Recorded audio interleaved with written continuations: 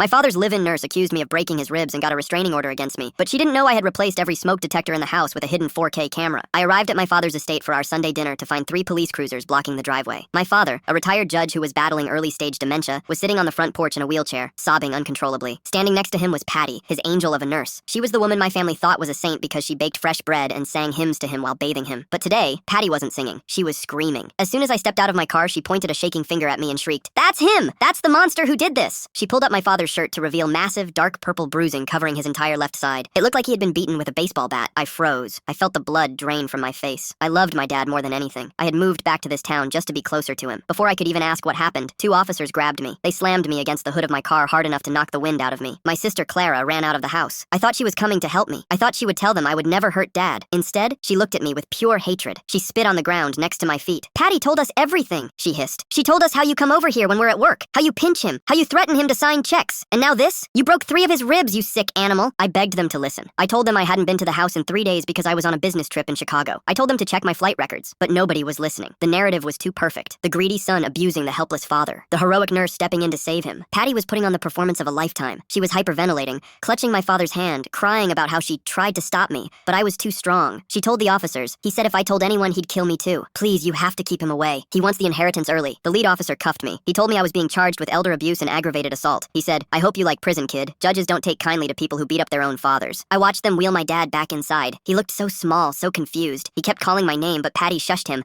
whispering toxic lies into his ear. I felt a level of hopelessness that nearly crushed me. I was going to prison. My dad was going to be left alone with the monster who was actually hurting him. And then, as they were shoving me into the back of the squad car, I saw Patty smirk. It was just for a second, directed right at me through the window. A cold, dead smile that said, "I won." Subscribe for part 2.